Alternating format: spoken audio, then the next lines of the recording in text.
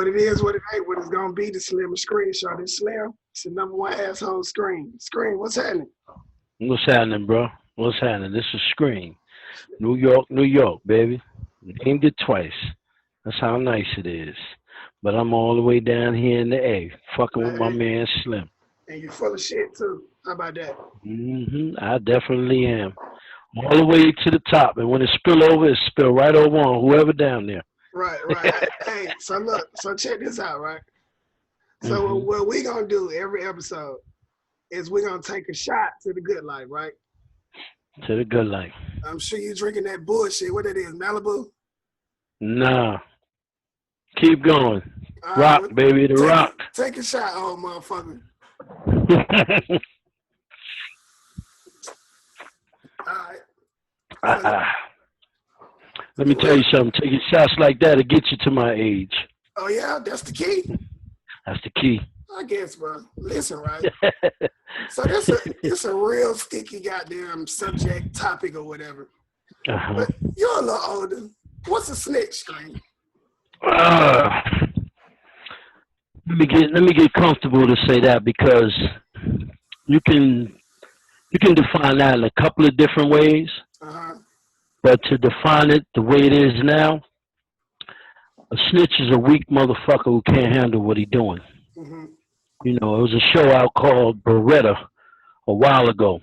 And the beginning of that show, they said, if you can't do the time, don't do the crime. You know what I mean? And dudes out here be doing the crime. But when they hear that time from that judge or that DA's request for them to do that time, right, dudes start doing what you just said, snitching. So look, so do you believe certain people get a pass? Yes. Okay, because this is what I'm asking. So we talked earlier about this shit. Alpo is 6'9". They weren't on Alpo like they was on 6'9". Alpo did more damage than 6'9" did. Alpo was facing the death penalty. Yeah. You know what I mean? And I guess because my boy got rainbow hair and he a young nigga and whatever, but they ain't get on him like that. See, here's my thing. My thing is I feel like too many niggas join the street life thinking that they gonna get the money, the girls, the cars, but you mean to tell me you was fucking with this nigga the whole time and then nothing tell you that if anything ever happened, he was gonna fold? Let me see. As far as Poet's situation, I'm not gonna speak on that yet. Okay. But as far as this other dude, this rainbow dude, I'm gonna put it to you. Would you have dealt with a dude like that on street level shit? Definitely not. A dude that dressed with all them colors. Nah. All that little My Little Pony colors. No, definitely not. Okay, so I figure, and this is just my opinion, I figure them boys saw a cash cow. You know what I'm saying? And they recruited him in to get where they was trying to go by using him. Yeah. However, I believe greed took over. Greed. And they were so greedy and blinded by the money they was getting from this dude being a part of their affiliation that they never took it serious enough to play chess with the situation. Right. All they was doing was, we gonna be on videos, we got a rapper with us, we bloods, and we can do this and we can do that. And by the way, they was millionaires. They was millionaires. Yeah, but they now they're federal inmates right now. So being a millionaire don't mean nothing when them judges get through with you. You know what I mean? So if they didn't know they were millionaires, because if they knew they were millionaires, they would have hit the brakes and said, "Hold up, yo, we getting ready to lose all this. Yeah, we gotta rethink this." So his excuse was they slept with his baby mama, they was plotting to kill him, and they threatened to kill his folks. That was his excuse. Well, see, on those three situations, you could be a thousandaire. You could be a no-air Yeah. You could just be a nigga in the street and a nigga gonna fuck your baby mama. You know what I mean? We're recording, lady. A nigga gonna fuck your baby mama. You know what I mean? You know recording. On the second one. what was the second one? She made me forget the second one. They was gonna fuck his baby mama. They was gonna kill him. They was gonna kill him, and they was gonna kill his folks. Okay. Second of all, fucking the baby mama. You know that's gonna happen anyway. You know what I'm saying? Some women are like that. You know. The second one, if you think somebody gonna kill you, instead of waiting till it get to that point, you got enough money to disappear, get away from him. Yeah. You know what I mean? He ain't a street dude, so he don't think like that. He just gets scared. And if they talking about killing my parents, now I gotta find somebody to handle that. If you understand what I'm saying, because you got money.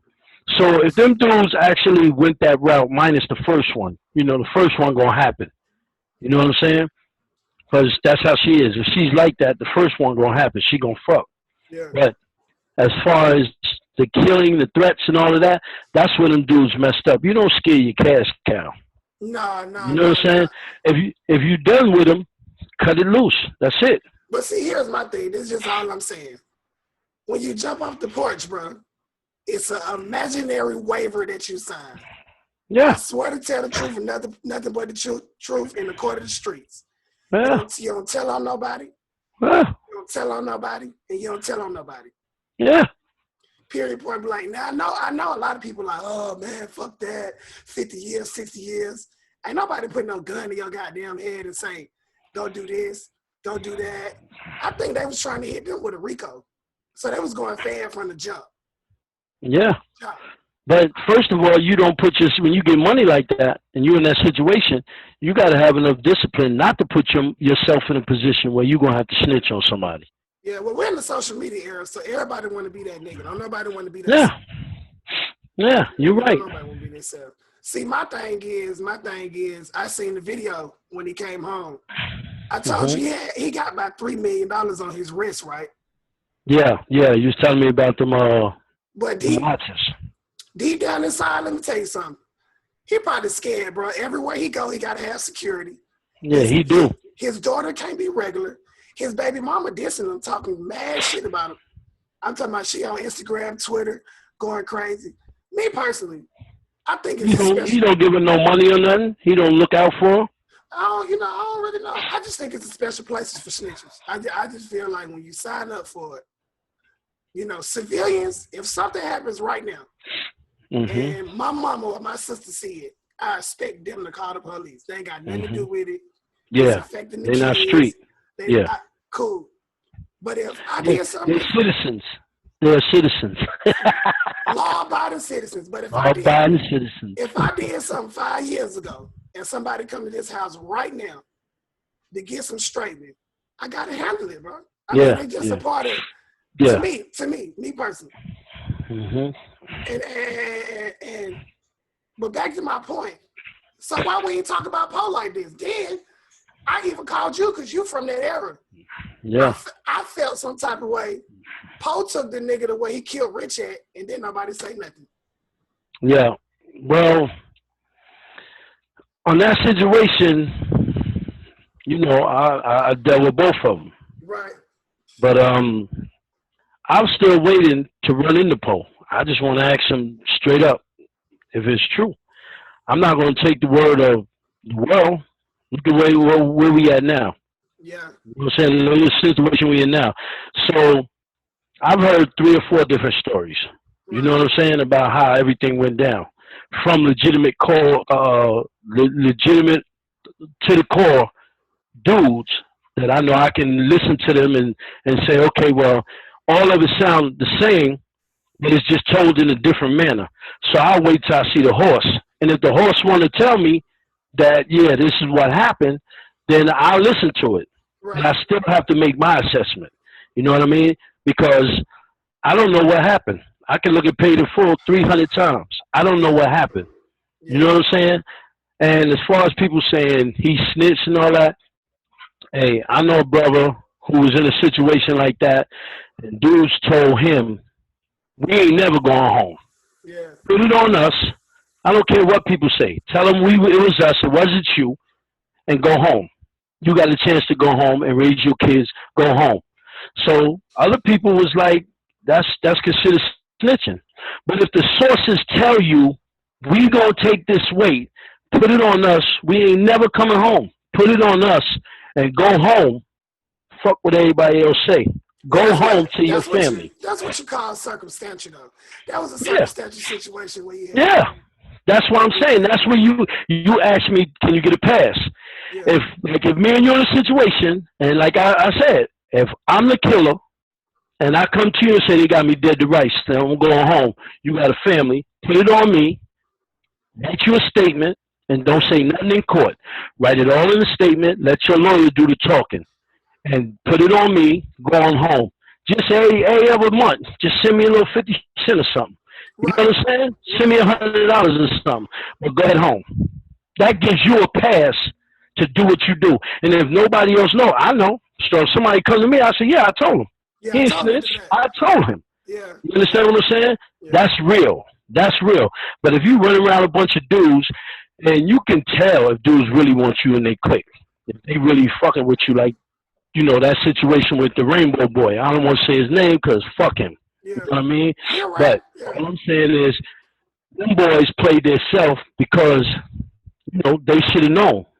They should have known. We're going to do it this way. We're going to get this money. And when we're done with him, we're going to discard him. But they was just violating the kid, and he ain't no street kid. So they was violating him. I'm quite sure he had other people in his ear trying to tell him something. And then when it all came down, he's like, damn, that I'm telling. I'm doing what I'm supposed to do. I'm going to tell. They sleeping with my baby mama. They talking about killing me and killing my family. I'm telling. A real street dude, number one, fuck that bitch. She want to do that, go ahead. Y'all niggas talking about killing me and my mom. We going to war. I got money. We going to war. I got enough money to fight the case. Me personally, I just believe, and I talk about this all the time. I feel like I know I can handle my own weight. You know what I'm saying? But what I believe is that people go into shit with the notion of I'm never gonna get caught. Yeah. Never gonna get caught. Sometimes. But listen, bro. Do you know the 10 deadliest sins? Armed robbery, bro. So many armed robberies can get you a life sentence. You get a life sentence. Yeah. Grand larceny, all of that. You can get a life sentence. Even burglary. Even though don't get you more time than murder, but I'm just saying, don't nobody sit and think. No, like Pac said. Remember Pac said? That niggas run around busting y'all nine like 25 to life, never cross y'all mind. You know what I'm saying?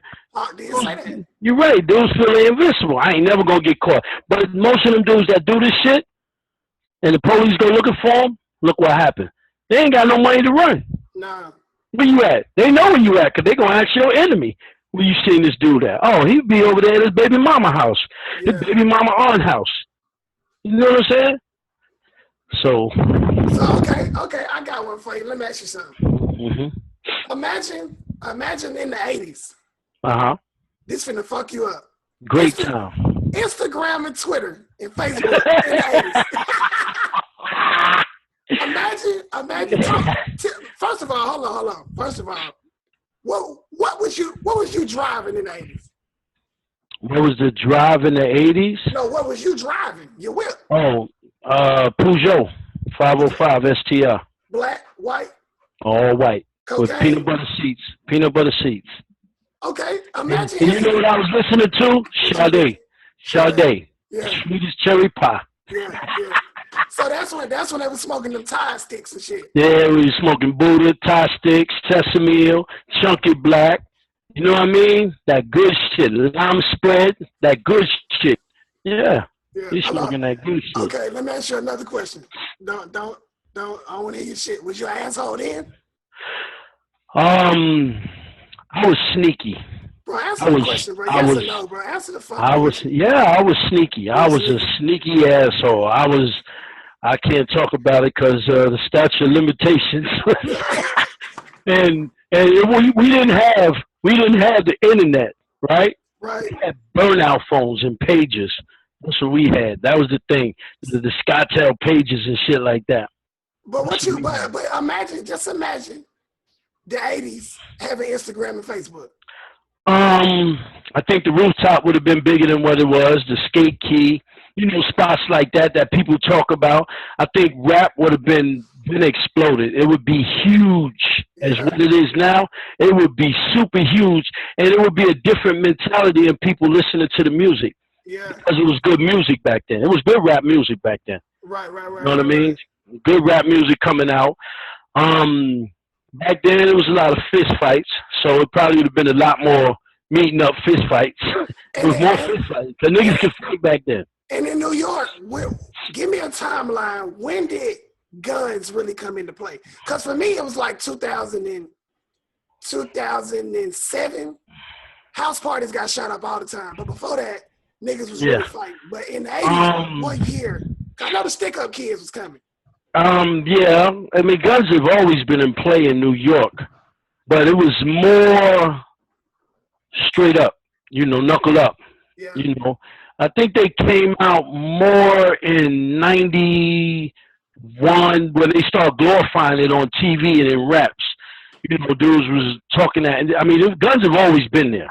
Yeah. But I'm saying the way the mainstream media started pushing it, you know what I mean, onto people, gun violence is when gangs really start picking up hard. Because, in L.A., it was always gangs.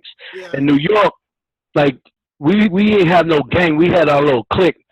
But we used to run into gangs like Ball Busters, Savage Nomads. You go somewhere else and you run into gangs. Right. You know what I mean? Right. And it was mainly straight up. Once in a while you hear about a dude getting stabbed or something. But you really heard about guns. Yeah. You know what I'm saying? Because people wasn't really trying to use guns. Then when it seemed like when they started giving out more time for using a gun, that's when guns became more mainstream on TV. It was mainly back then, it was like Mothers Against Drunk Driving, domestic violence on a minor scale. Yeah. But then when they wanted to promote locking dudes up forever, then the gun thing came out. And it was if you get caught with a gun, you get a year in jail. Dudes was getting caught with guns doing a year, come home doing the same thing. So, and then they started. So it wasn't no stopping. It wasn't no stopping frisk back then. Who? The little stopping frisk thing. Where they can just stop you. It's always, but it wasn't as detrimental with these new cops they hired. These hungry ass, I want to make sergeant, so I'm going to be an asshole and stop everybody. When they gave them that green light, stop and frisk, you never seen it downtown. You only seen it in the hood. And you see police just running up on people, making in the hood, black people. You know what I mean? Yeah. And that's why I seen it. But I moved around, so I really got caught with the stop and frisk because I moved around. Right. It's not being a sucker. I gave them police their respect because they got hired to do that shit. They're hired to be out here fucking with you or protecting the community, whichever they want to do. Right. I didn't want to be fucked with because if I'm dirty, I don't want him fucking with me. No. If I had to maneuver and run through a backyard to avoid being stop and frisk, that's what I did, bro. I got out the way. You know what I mean? But stop and frisk was not as violent as it got, past years. Well, it wasn't that violent. I'm a 90s baby, so I'm gonna say like the early 2000s. I jumped off the porch late because I was in the pussy and weed. Period. The who? Pussy and weed. I wasn't really studying all that gangster. All that gangster shit. I wasn't really, because it wasn't no gangs like that, bro. It wasn't really. It was cliques. So if you live in this neighborhood, I went to middle school with him. He my next door neighbor. It was about 10 of us. You know what I'm saying? It's still the same 10. Yeah. My thing is about that gang shit and about that clique shit. Ain't nobody gonna get no money. Like, see. Yeah. For me, right? Mm-hmm. I guess when you in jail or prison, I guess being a Muslim or being Mexican, because they gonna stick together, period. Yeah. Gangs, bro, to me personally, I know niggas ain't gonna like this. A lot of niggas ain't gonna like this. They don't get enough money from me, bro. They don't. No, not at all. Do you know a RICO charge is gonna stick, bro? Yeah. You see what they did to Tookie, and he was rehabilitated. Yeah. Children Books #1 seller. They still gave him the chair. Yeah. Well, he was never unrehabilitated. He was never an animal. He just did what he needed to do to make a point. But I'm saying, so, they system. He went in there. Yeah. He did everything they wanted him to do, and they still gave him the chair. Yeah, exactly. Because they figure if he conformed like that, he got something. They got scared. He got something up his sleeve. Yeah. You know what I mean? So that's how they think. That's how them folks think in that system, man. That's just my thing, bro. I just feel like they don't get enough money for me. I mean, I know some they get a lot of money, but I'm just confused as to. Yeah, I can say this. If I couldn't go on the next street, let's just say this gang was over here, this gang over there, and don't get it twisted. I probably would have to protect my neighborhood. But it really ain't like that nowadays. But all I'm saying, if I'm going to hang with a clique of 10 niggas, 9 times out of 10, one of them niggas going to have some money. 9 times out of 10, I know a lot of crews, and there's one person that got it. Yeah. Okay. The rest of them niggas, they leeches. They ain't got no car. They live with their mamas. So perfect example. Go ahead. I was just saying, perfect example. They leeches and stuff. So why am I following you? You got the bag, but you're telling me to go take penitentiary chances. But if I get locked up, who gonna take care of my folks? Who gonna take care of my? Because see, I've been doing this shit for free. Now what's gonna happen is you're gonna go down the road and you're gonna work for free anyway. Like to me, it don't really make sense to get out here and bang a color. Like me personally, I can go anywhere. I can talk to anybody. I can fuck with anybody. Now, it's a certain clique I fuck with more than the other ones. But me personally, gangs ain't never been my thing because you never really seen them like on American Gangster for being rich. You seen them for killing people, bro. Crime costs a lot of money, bro. Crime is expensive. Yeah. Yeah. Okay. Now, what you saying carries merit, right? Right. Because I'll tell you, in my early years here in ATL, I ran into this dude. I had a '92 Acura Legend Coupe, all white. I was getting gas right off of Peachtree Industrial Boulevard at a Quick Trip. Right. And this dude came in there in an all white Bentley. Right? Right. He got out to get some gas. Dude was cool. He by himself. He had 2 long braids in his hair. He had this chain on, nothing but ice. Right. Nothing but ice. And when he got out of his car, I was playing the locks. And he said, "What's up?" I said, "What's up?" I was like, "Yeah, that's a nice joint right there." He said, "Yeah, I like the style on that old school you got." I said, "Damn, bro, you call my joint old school?" He's like, "Nah, that's about 90, 91, right?" I was like, 92. We had a conversation. He told me who he was, his crew. I had heard about him, but I never knew about him. Big Meech. Yeah. You know who I'm talking about. Meech, right. So I said to him, I said, "Bro, that's too many dudes." He's like, "What you mean?" I said, "Man, I heard about y'all in the strip club. Y'all buy out the club and everybody throwing money. If you ever have to go up against them folks, it's going to be a lot of motherfucking paperwork against you." And he was like looking at me, and I was like, "I'm not saying wishing no bad luck. I'm just saying I always roll with either me and one other dude, and that's that.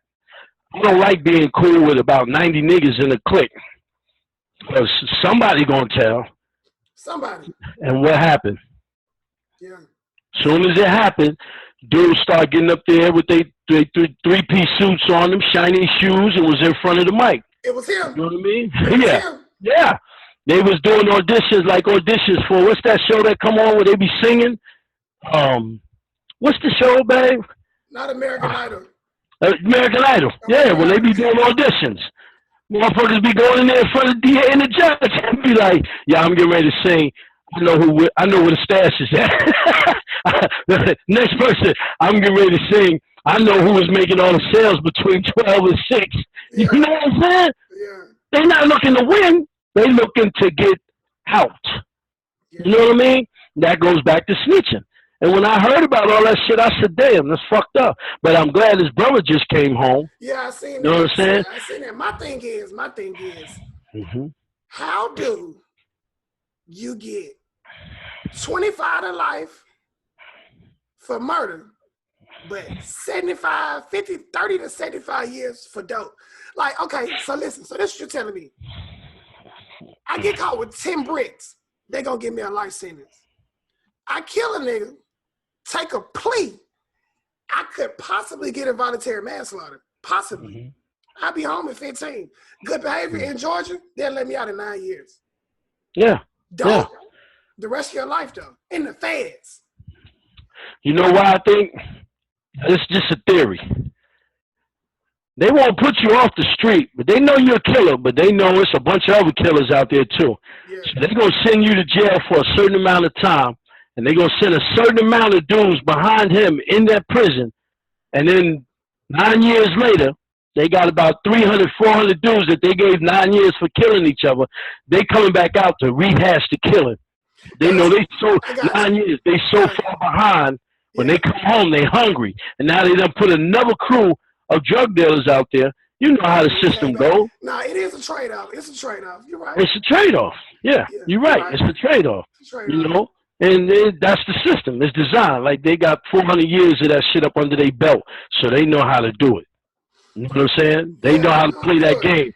They are the Milton Bradley Parker brothers of that shit there. You know that game there. Right. You know what I'm saying? And so it's funny you say that because I remember watching the Central Park 5, and let me get my, because I know you lived it. I seen it. Let me tell you what I thought. Right. As a black man, right. I'm telling myself, you mean to tell me that 6 individuals was coerced into making a statement? 5, okay.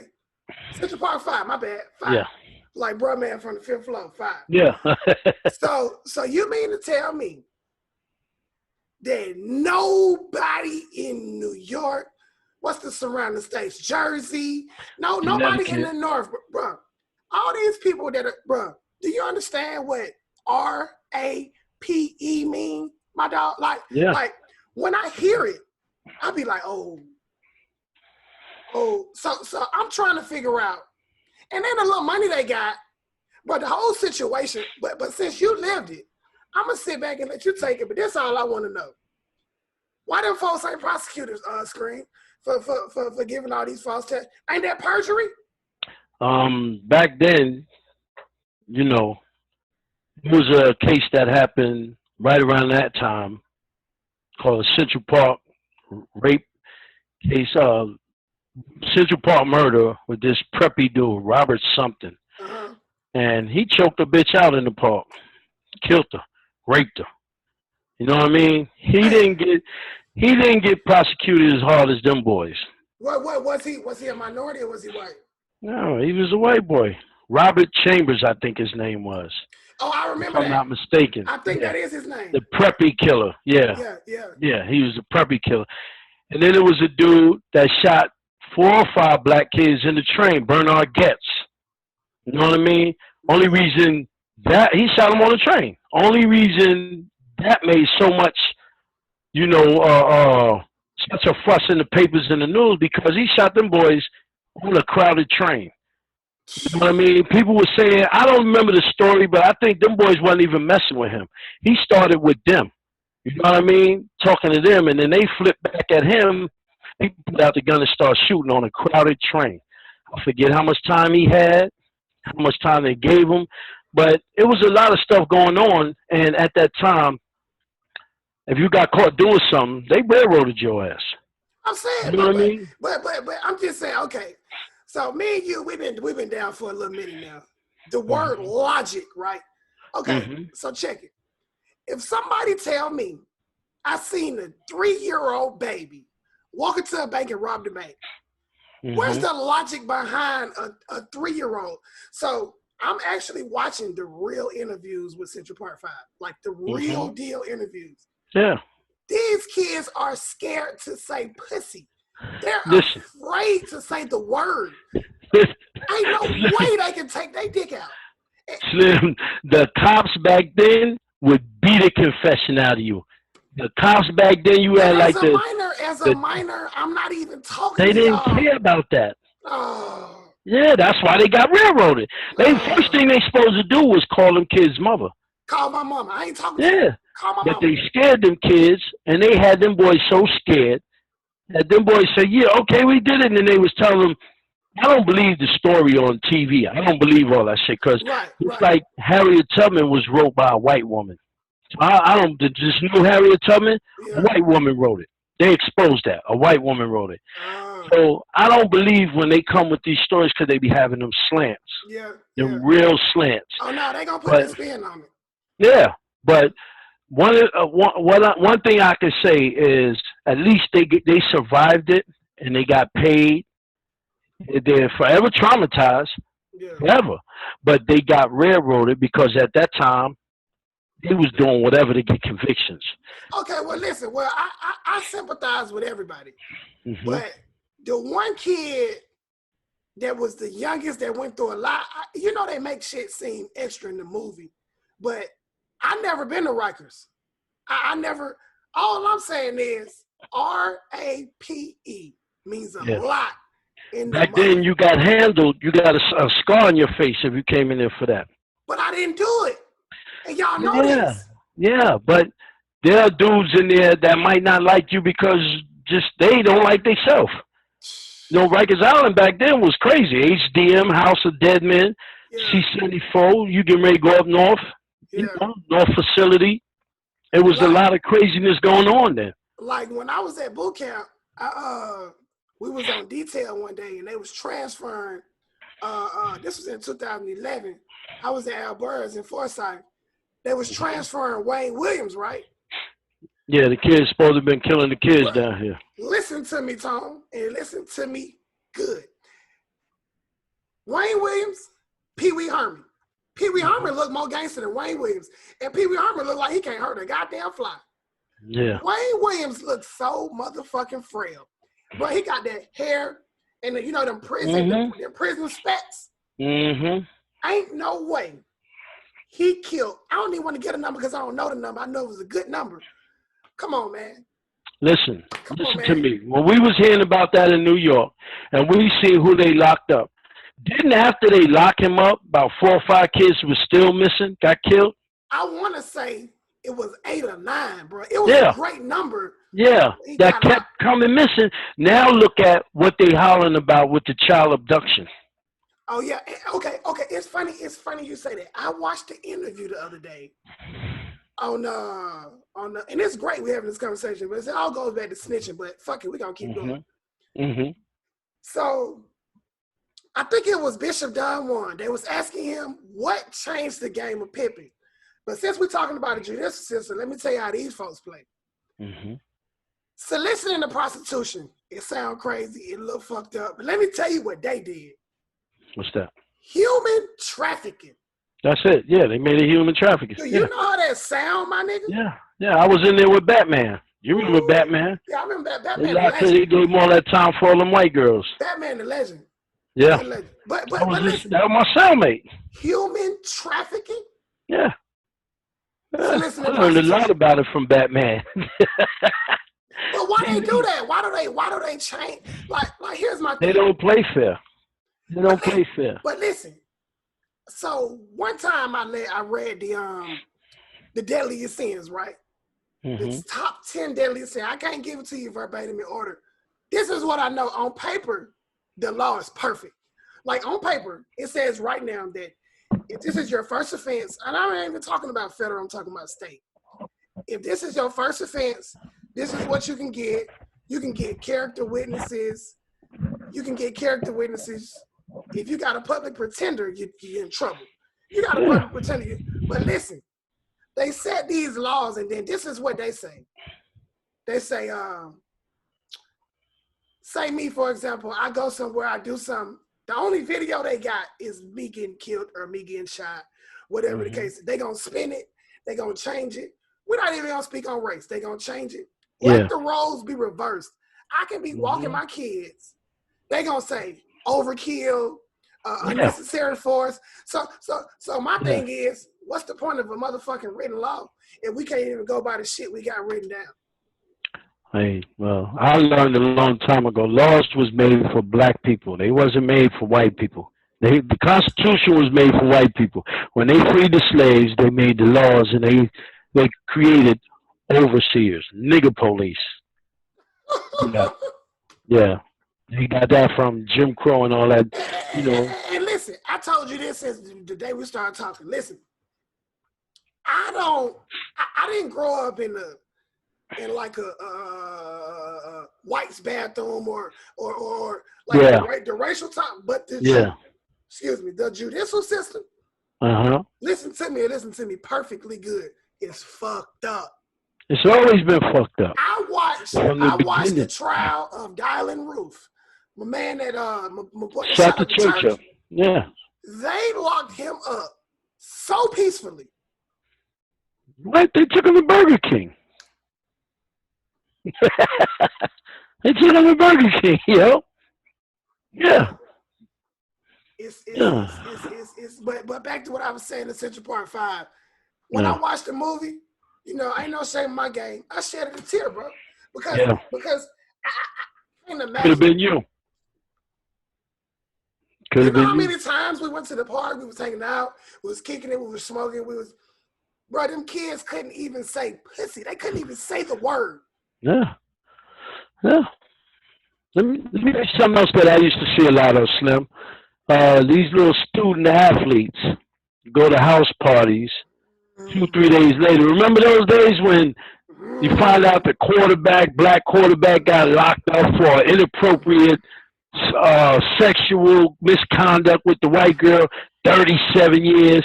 Man, ain't never been in trouble, ain't touched a white girl. 10 years later, she comes clean and said, I ain't seen that in a minute. I haven't seen that in a minute. That used to always happen, too. You know what?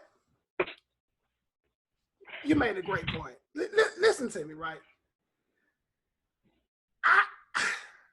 See, that's a touchy subject because it pisses me off. Let me tell you something. I went to Valdosta State, right? Mm-hmm. And I vividly remember this girl. It was this girl. I think she was like a military family or something.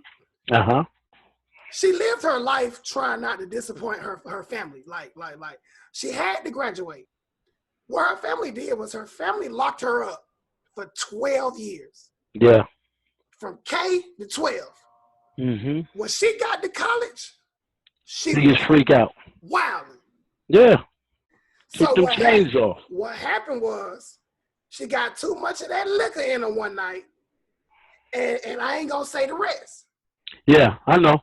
When the parents found out, RAPE. Yeah, yeah. They got a video. Yeah. They got a video saying conviction. Uh-huh. How, bro? How? Hey, listen. That's why I like that song by Ice Cube, Giving Up the Nappy Dugout. He told homeboy, he said, if you decide to call rape, we got the little hooker on tape. So tell a little slut to please hurry up and wear them jeans that's tight on her butt. But, I mean, but I used to hear that all the time, and the last time I heard it was a black kid down here. No, I think that was the kid from Georgia. Yeah. That was a minute ago. Yeah. I remember that. I think he got exonerated after about she came for about 3 years, and then they dismissed it. You know what I'm saying? And it's like, it's just so easy to get in trouble, man. It's just so easy to get in trouble. But dudes don't pay attention, man. They don't pay attention. And listen now, we going to take this and spin it right back to snitching. Because if you get caught, and you like that, the RAPE, if you get caught, and you was in the room, take your way. Well, I did my part. Well, who else was in there? I don't know. It was dark. We're going to give you 100 years. Fuck it. I got my last piece of pussy. You know? And then you just tell your lawyer your story. Yo, she was fucking. She was drunk. She was getting that pussy up. It was consensual. Her parents didn't like it. If your daughter's a little hoe, you know, you got to accept it. Okay, so check this out. On a more positive note, I don't want to hear your shit, you old motherfucker. So let me talk. I'm talking shit, you young motherfucker. Okay. So it's what is it? It's 9:41. Okay. Yeah, I gotta get ready for work, so go ahead. Okay, The Last Dance is on. This is all I gotta say, and hear me out, then you can say your shit. The top 5 basketball players of all time, right? Now listen. Yeah. When I say this, for you and everybody that's gonna see this, remember I'm born in the 90s. Okay. I think I've seen a few Jordan games. I think. This is my 5. And don't quote me on this. This is just me. I'm entitled to my own opinion. Jordan, Kobe, Wilt. Man, I got Wilt at number 3. Give me Larry and Dirk. And the only reason why I'm saying Dirk, because Dirk is my favorite person. But check this out. I don't even really put LeBron into my top 3. But because numbers don't lie, I threw him in there. Now listen. I want to say Kobe is slightly better than Jordan, but Jordan was bigger than life. I don't think it's only 3 black people that has equally influenced in Jordan. Michael Jackson, Jordan, and Muhammad Ali. And I'm done with it, Tom. I'm going to let you talk. Because I didn't see him play. I seen the Black Mamba. Yeah. But what the Black Mamba did, he said, when I grow up, I want to be like Mike. Yeah. That's what he said. Yeah. Top 5, let's go. I'm getting ready to give it to you, right? Okay. And here's what I want you to understand, right? Listening. I watched basketball since the early 70s. Okay. Early 70s, I started really getting into basketball. Talk to me. I've seen a lot of players. Yeah. A lot of good players. Okay. When this man came into the league. Who we talking about? Who you think I'm talking about? Jeffrey. Okay, keep going. Jeffrey. Keep going. I seen him play in college. Okay. You know what I mean? And I was like, wow, back then, college was harder than what it is now. Right. You know what I mean? Teams played defense. You had a box and one. You know what I mean? Teams played 2-3 zones. And I saw this boy destroy everything. Right? Everything. Everything.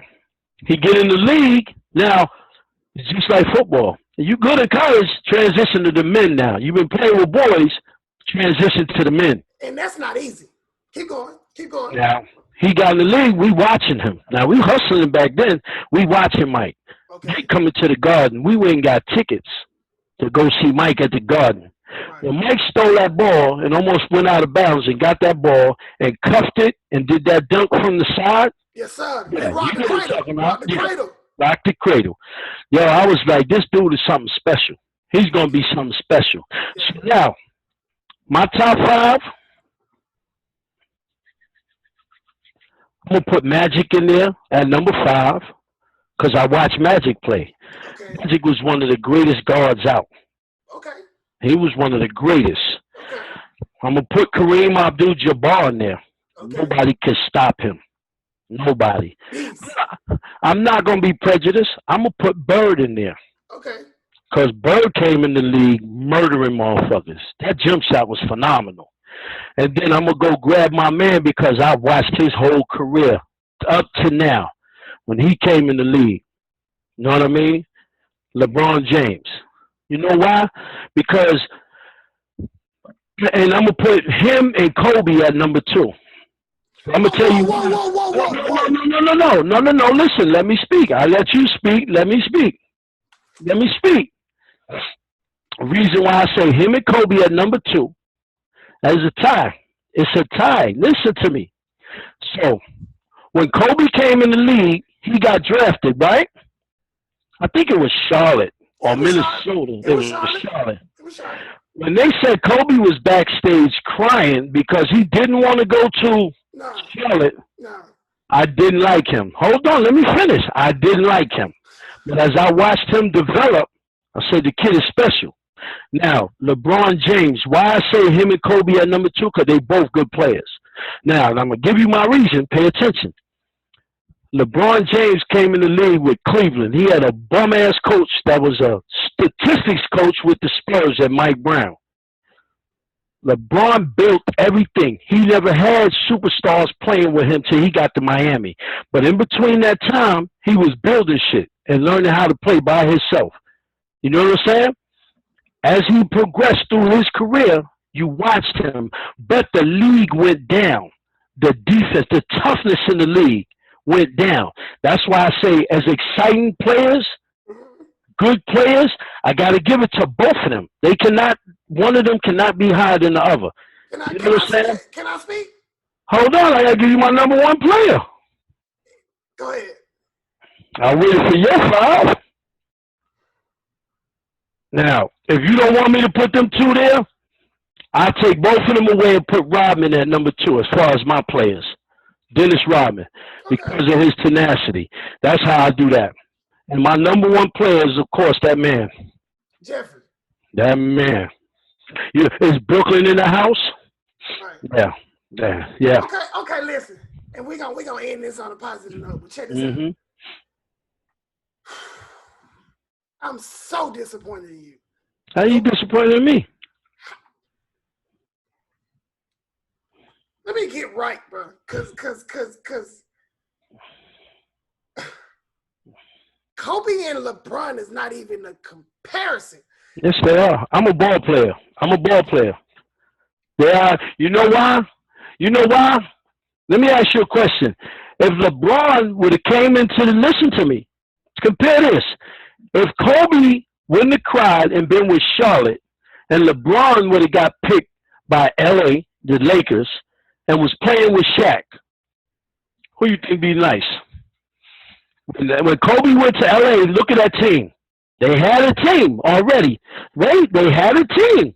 Shaq, Michael Cooper, Eddie Jones, Eldon Campbell, Nick Van Exel. They had a team. They had a coach, Pat Riley. If LeBron would have went there and Kobe would have started in Cleveland, riddle me that.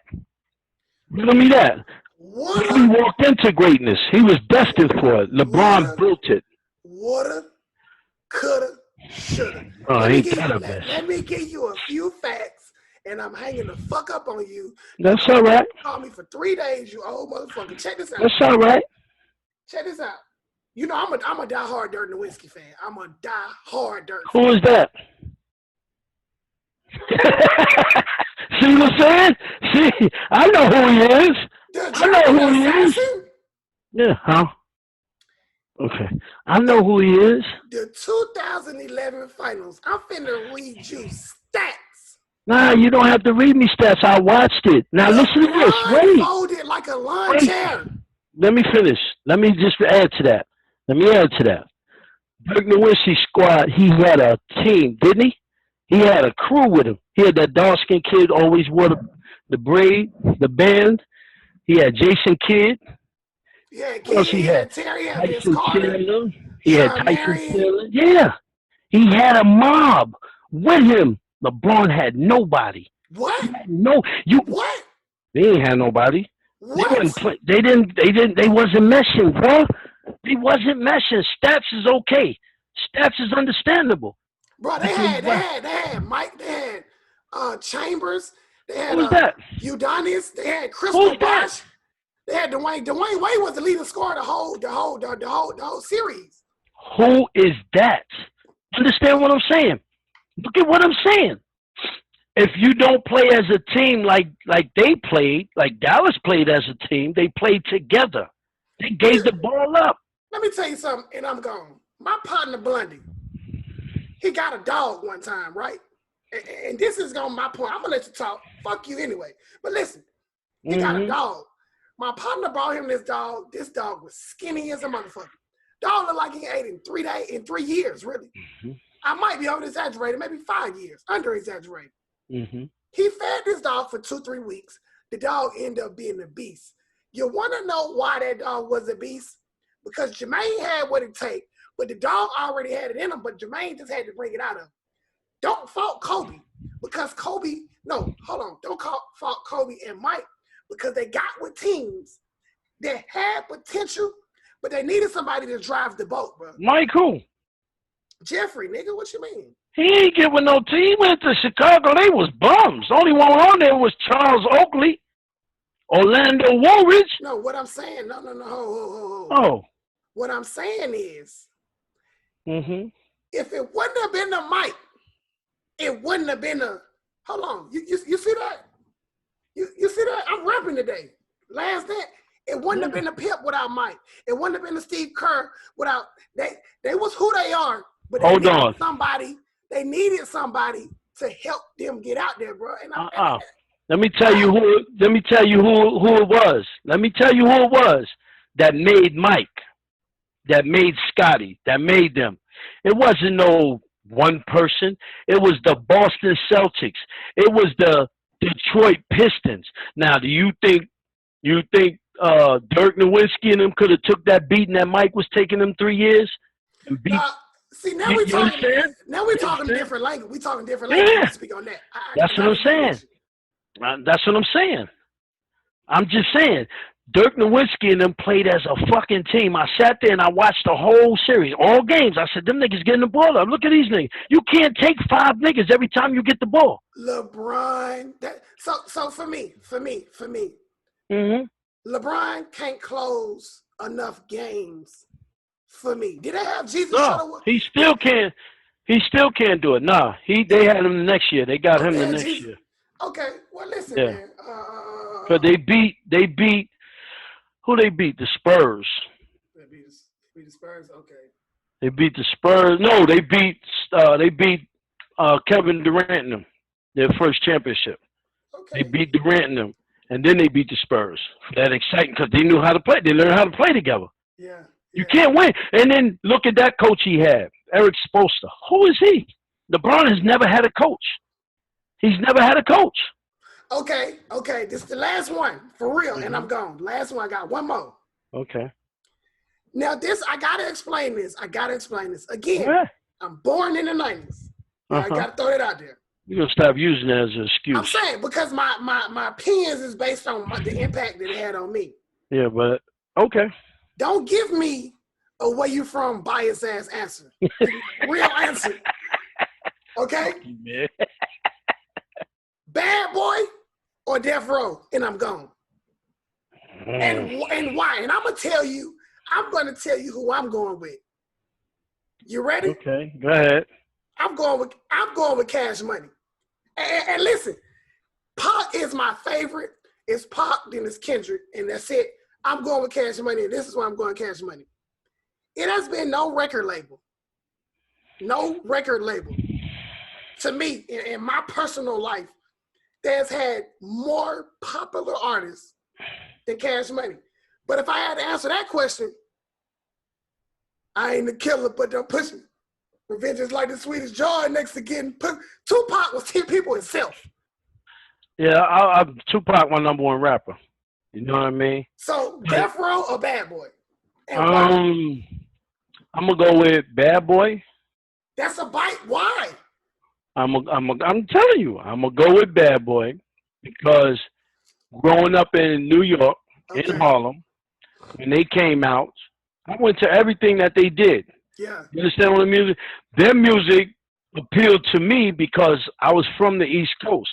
But when I heard West Coast rap, I dug the way Pac, Snoop, Exhibit, Hitman, and all of them was rocking with Dre. Yeah. I dug that because I listen to them now. I got West Coast on there, Dre, the Chronic, both Chronics. I got Exhibit on there.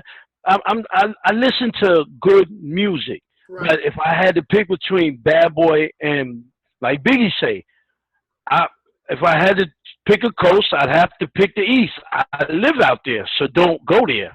But what's wrong with chilling in the West? See some nice breasts in the West. You know what I'm saying? Listen, I got to say something. My first choice is East Coast, man. I got to go with Bad Boy because I like the way Puffy put that together. As far as how he did niggas, I ain't got nothing to do with that. I got something to say, then I'm going to give you the middle finger. You ready? Mm-hmm. I got keys coming from overseas. Bro. Big sight. Nope. What? I fuck with them. Yeah, that's cost a nigga 200 G's. That's a Tupac album. 8 Ball. Yeah. That was the song that put me on pop. Like I listened to it again. I bought it in the 90s. Don't get it twisted.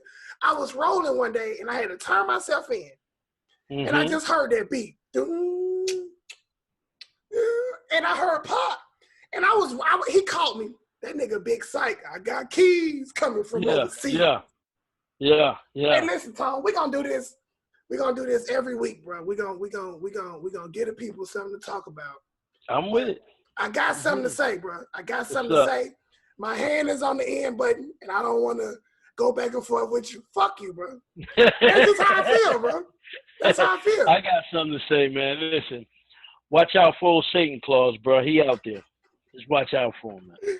Hey, we are, bro. This the Slim and the Screen show. I'm Slim. That's the number one asshole. He called himself Screen. He the number one asshole. We gone out this month. Love y'all, man. Y'all be good, man. Slim, talk to you tomorrow. Yeah.